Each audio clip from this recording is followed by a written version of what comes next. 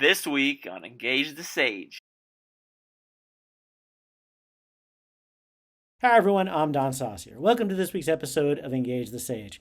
This week, I'm going to talk to you about peace, and in particular, talk about how to do peace and how to cue peace.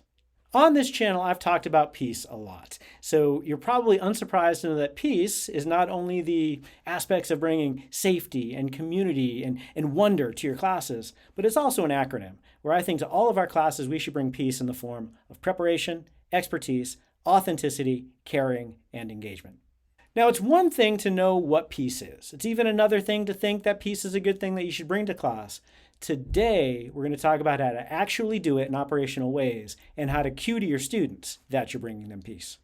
I think peace is a framework you can bring to all of your classes. I think we can bring peace in the form of preparation, expertise, authenticity, caring, engagement to every single class. Early on, I'm going to talk about each of those individual components and some of the things you can do to bring peace. Later in the video, I'm going to tell you some specific things that you can say to your students to let them know that you're bringing peace. The P in peace stands for preparation. Preparation means we're going to have a plan. We're going to know what we're going to do in that class to teach our content to our students. We're going to have a plan for active learning. We're going to have a plan for assessment. We're going to have a plan for everything we're going to do in terms of our teaching practices on any given day. Some of the things I might do, I might show up on time. I might even show up early. I might get my stuff set up. I might lay out all the materials that I need. And in my class, I might lay out the learning outcomes for that day clearly for my students. The first E in peace is going to stand for expertise. This means I'm going to know my stuff. I'm going to be knowledgeable. I'm going to have done my reading. I'm going to know how to make my transitions. I'm going to have examples ready to go and to share clearly with my students. I'm not only going to be expert in my content, but I'm also going to be expert in the ways in which I'm going to make my content understandable for my students. So I'm going to have my content and domain knowledge as well as my knowledge about processes of teaching and learning.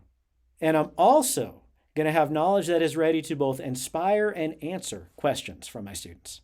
Unfortunately, knowledge is necessary but not sufficient for excellent teaching. So preparation and expertise is awesome, but we still got a ways to go to be excellent in the classroom.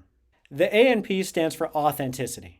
Our students do not want to learn from brilliant robots. They want to learn from actual human people. And what we're going to do is think about ways to humanize ourselves to our students. I might tell them about my personal life. I might tell them about who I am. I might tell them about my training. I might tell them some of my opinions if they're appropriate in my class. I might tell them about my family. I might tell them about my college days, again, appropriately and maybe PG rated. I might also share with them that at some points in my scholastic career and my academic career, I ran into difficulties. Maybe I made mistakes. Maybe I didn't understand concepts. Maybe I actually failed. And what I'm going to do is I'm going to infuse these accounts of my difficulties, these accounts of my failures to demonstrate a growth mindset. And I'm going to use the stories about my experiences to help show them how I learned to help them learn. And in showing my human side, I'm going to also try to let them know that I'm accessible and approachable to help them through anything that they're dealing with my class, be it a concern or a crisis at home or difficulty with the content, so that I can support their learning and success more empathetically. And extending on that thought, the C in peace stands for caring. I think there are three things we should care about when we teach. We should care about our content, and we should tell our students we care about our content. We should care about our students as people, and we should care about the process of teaching our students that content.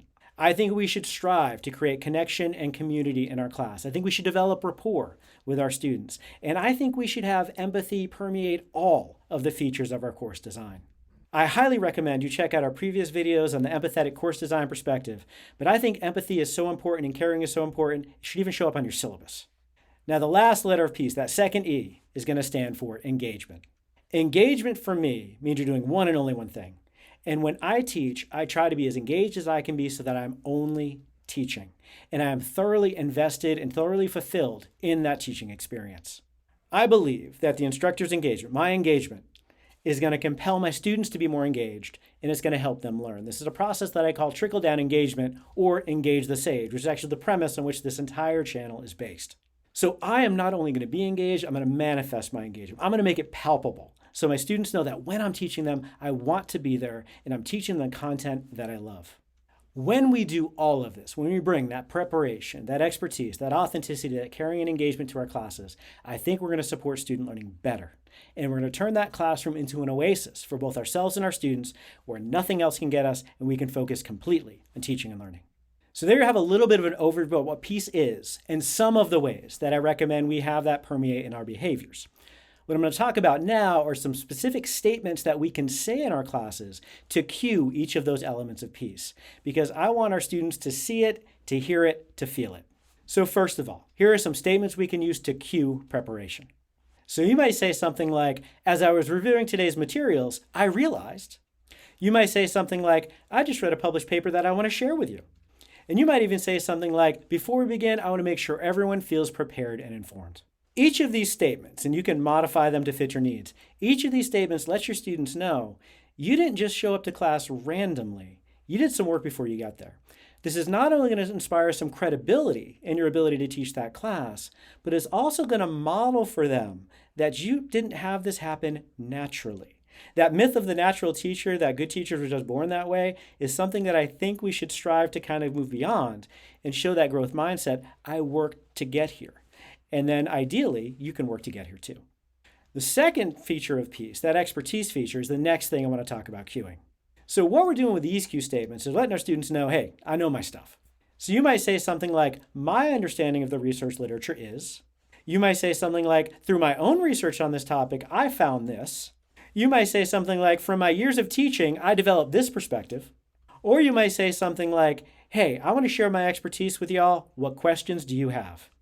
So now we're going to talk about cueing authenticity, that A in peace. So here we're trying to humanize ourselves. So one of the things you could say is, when I was a student, you might kind of cue your previous difficulty in showing that growth mindset, saying what confused me when I learned this was. And you might say something like, what I truly find fascinating about this topic is. Next, I want to talk about cueing caring. You might say something, and I try to say this in all of my classes, thank you for being here today. And I would say it at the beginning and the end. I might tell them early and often, you deserve a positive experience in this class. You deserve to learn. You deserve to succeed. You might say something like, I am here to support your learning and your success. You might also let them know something like, it's important that you prioritize your own well-being, both physical and mental, all semester. And then that final E in peace, that engagement, I love to cue this. I recommend you say things like, this is one of my favorite theories all time. I want you to say things like, I am so excited to teach and learn with you today. I want you to say things like, I am so curious to hear what you think. And I want you to say things too like, this finding really surprised me. Let's talk about this. Throughout all of these cue statements, for all of the aspects of peace, what I want us to do is to think about how to make it explicit for our students that we are bringing preparation, expertise, authenticity, caring, and engagement. It's not enough to believe it. I want us to do it, and I want us to cue it. I hope you're as excited about bringing peace to class as I am.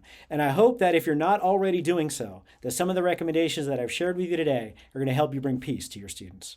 In the comments below, I would love to hear any recommendations that you have for how to do peace and cue peace in our classes. Thank you for watching this episode of Engage the Sage. Please like, subscribe, sign up for notifications, share us on social media, and we'll see you next time on Engage the Sage.